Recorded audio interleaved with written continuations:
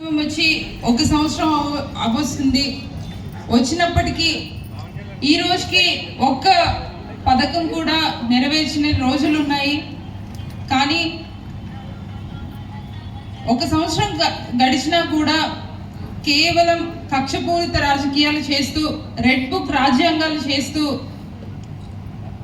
మెయిన్గా వైఎస్ఆర్ కాంగ్రెస్ పార్టీ నాయకుల్ని, కార్యకర్తల్ని టార్గెట్ చేసుకుంటూ ఎంతో ఇబ్బందులు చేస్తూ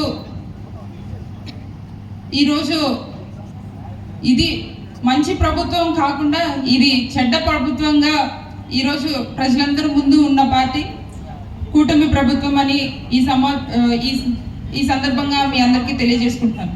అయితే ఒక నాయకుడు పదవి కోసం, సీఎం కుర్చీ కోసం ఎన్నో తప్పులు చేస్తూ, ఇంతకు ముందు ఎంతో మందిని తిడుతూ, ఈరోజు కేవలం పదవి కోసం తిట్టిన వాళ్ళతోనే మళ్ళీ స్నేహం చేసి 3 జెండాల్ని ఒకటిగా చేసి ఈరోజు ఎంతో మేము గెలిచాము అని చెప్పి అందరికీ చెప్పుకుంటున్నారు. కానీ ఇటువైపు మన జగనన్నను చూస్తే ఒక్కటిగా పోరాటం చేసి ఈరోజు ఓడినప్పటికీ ప్రజలందరి గుండెల్లో నిలిచిపోయి ప్రజానాయకుడిగా ఉన్న నాయకుడు మన జగనన్న అని ఈ సందర్భంగా మీ అందరికీ తెలియజేసుకుంటున్నాం. అదేవిధంగా ప్రజల నుండి ఇంత ఆదరణ, జగనన్నకి ఇంత ఆదరణ రావడం చూడలేక, ఓర్చుకోలేక ఈరోజు జగనన్నతో ఉన్న వాళ్ళందరినీ బాధలు పెడుతూ, అక్రమంగా కేసులు పెట్టుకుంటూ, జగనన్న మీద కూడా అక్రమంగా కేసులు పెట్టడం కూడా మనందరూ చూస్తున్నాం. కానీ ఒక నాయకుడు ఎంతో ప్రజలకు మంచి చేద్దామని చెప్పి ముందుకొచ్చిన నాయకుడిని నిజంగా ఇంత ఇబ్బంది పెట్టడం, ఇంత కక్షపూరితమైన రాజకీయాలు చేయడం ఇదే ఆంధ్రప్రదేశ్లోని ఇదే మొదటిసారి. అయితే ఈరోజు ఇంత ఇబ్బందులు పెట్టినా కూడా ప్రజలందరినీ, నిన్న మనం బల్జిపేటలో మీటింగ్లో వెళ్ళినప్పుడు కూడా అక్కడ కూడా చాలా మంది మీద అక్రమంగా కేసులు పెట్టి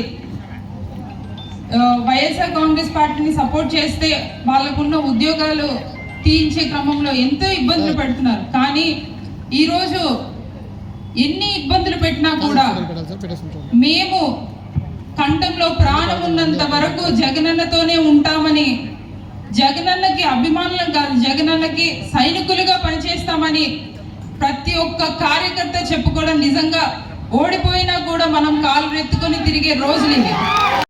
బాబు షూరిటీ, మోసం 100% గ్యారంటీ అనే కార్యక్రమానికి ఎందుకు ఇలా చెప్తున్నామంటే, సూపర్ 6 అన్నారు, ఒక్క రన్ కూడా తీయకుండా డక్అవుట్ అయిపోయారు.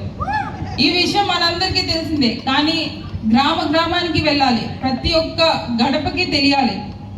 ఈ విషయాన్ని నేను మరీ ఇంతలా ఎందుకు చెప్తున్నానంటే, ఈరోజు కూటమి ప్రభుత్వం చేసేది ఏంటంటే ఒక్క పథకం ఇస్తారు, అది అరాకొర పథకాలు ఇస్తారు. కానీ ప్రచారం చేసుకోవడం మాత్రం మేము చాలా ఇచ్చామని చెప్పి ప్రచారం చేసుకుంటారు.